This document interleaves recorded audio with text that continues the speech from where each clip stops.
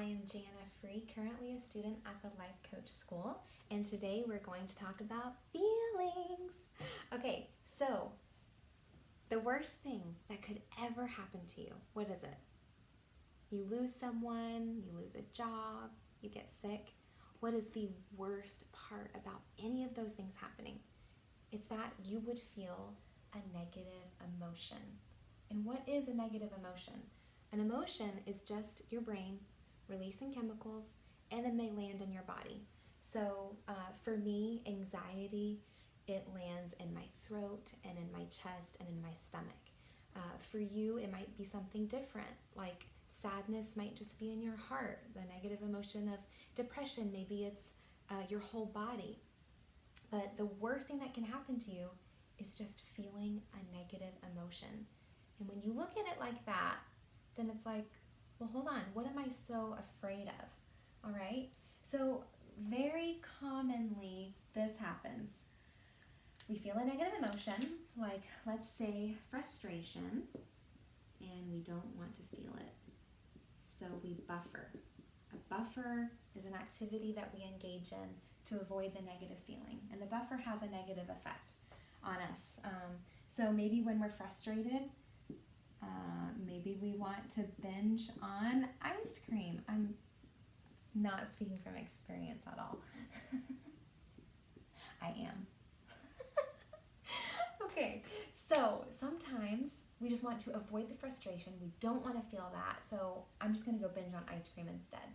For other people, maybe they're lonely, so then they just scroll social media for too long.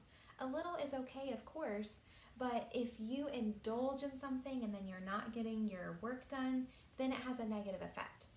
For some people, their buffer is doing drugs, drinking alcohol, watching pornography, over shopping, work addiction, maybe you have a cleaning addiction.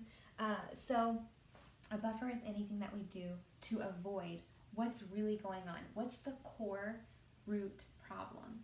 It's a negative emotion, and we're so scared of feeling it. But what would happen if you were willing to feel any negative emotion? That is literally the secret to life. If you're willing to feel any negative emotion, then nothing can stop you. Any goal that you truly want and desire, you can make it happen if you're willing to feel disappointment along the way. If you're willing to feel failure along the way. Well, how do you feel it? How do you really focus in on it? This is what you do. You give it a name. So let's use anxiety for an example, because that's super easy for me. So when I feel anxiety come up, then I stop the brain chatter and I say, oh, this is anxiety. So I give it a name, and then I locate it. Okay, anxiety, I see you, I feel you in my throat and in my chest and in my stomach. And you are blue. So you give it a color, and I give it a consistency. So I'm like, you know what, anxiety, I see that you are like kind of foggy in my chest, and you're dripping this acid from the throat, and it moves through my chest, and then the acid lands in the pit of my stomach. So, and then it's hot. So the more specific you can get about how you're feeling this feeling, the more you're just like looking at it, just dead on. And when you're looking at it and you're focusing on it, then your brain gets the message. Hey, I can stop sending the chemicals because the person knows what they're feeling. So it's like when I stop what I'm doing and I focus on the anxiety, it only lasts like 60 seconds or less.